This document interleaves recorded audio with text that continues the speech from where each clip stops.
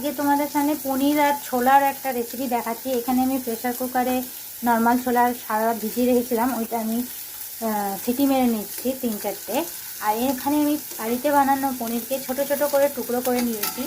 আর প্যানের মধ্যে তেল দিয়ে লবণ, হলুদ, লঙ্কার গুঁড়ো, গরম মশলাগুলো, জায়ফল, জয়িত্রীর গুঁড়ো, আদা, জিঞ্জার পাউডার আর অরিগানো দিয়ে এটাকে একটু ভেজে নিচ্ছি। টুকরোগুলো ছোট ছোট টুকরো করেছি, এরকম করে আমরা এটাকে পুরো ভেজে নিলাম।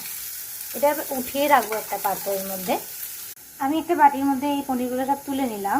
এবার ওই পাতে আলুগুলো একটু ভেজে নিচ্ছি ছোট ছোট করে কেটে রাখা।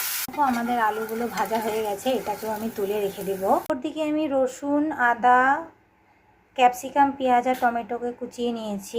একটু তেল দিয়ে তেজপাতা, সাদা জিরা দিয়ে দিলাম, একটু কালো জিরাও দিয়ে দিলাম। রসুনটা ভাজা হয়ে গেছে, পেঁয়াজ রসুনটা দিয়ে দিলাম। পেঁয়াজ রসুন একটু ভাজা ভাজা হলে ক্যাপসিকামটা দিয়ে, আদা কুচিটা অল্পই দিবে, আদা আর টমেটোটা দিয়ে দিলাম। একটু লবণ দিলাম, একটা কাঁচা লঙ্কা দিয়ে দিলাম, হলুদ, জিরা, লঙ্কার গুঁড়ো। ঝালটা তোমাদের অ্যাকর্ডিং দিও, আমি ঝাল একটু কম দিই। এবার সব মশলাগুলো ভালো করে মিক্স করে নিচ্ছি। ওদিকে আমাদের ছোলা সিদ্ধ হয়ে গেছে, এটাকে আমি একটা স্ম্যাশারের মাধ্যমে একটু প্রেস করে করে সব কটা ভেঙে দিচ্ছি। ছোলা সিদ্ধ যে জলটা, এর মধ্যে একটুখানি দিয়ে মশলাটা আমরা একটু ভালো করে কষিয়ে নেব।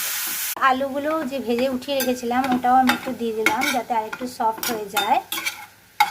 মশলাটা দেখতে কতটা ভালো লাগছে না।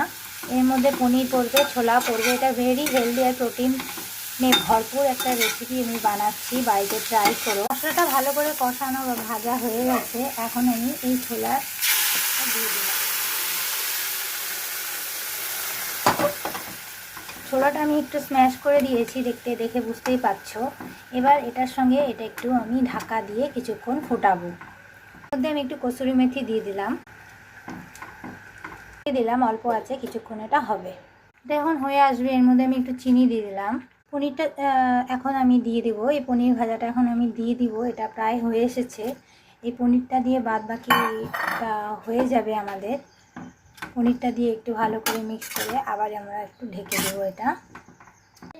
বন্ধুরা, এখন আমাদের এটা রেডি হয়ে গেছে। লাস্টে আমি একটু গরম মশলা দিয়ে দিলাম। এই রেসিপিটা খুব টেস্ট হয় খেতে, রুটি, পরোটা বা ভাতের সঙ্গে খুবই ভালো লাগে। বাড়িতে ট্রাই করো। আমার চ্যানেলকে সাবস্ক্রাইব করো, লাইক করো, শেয়ার করো, কমেন্ট করো প্লিজ। আর এই রেসিপিটা বাড়িতে বানিয়ে খেয়ে দেখো, খুব হেলদি একটা রেসিপি। অল্প তেলে করার চেষ্টা করো। আর এখন রাখছি, বাই।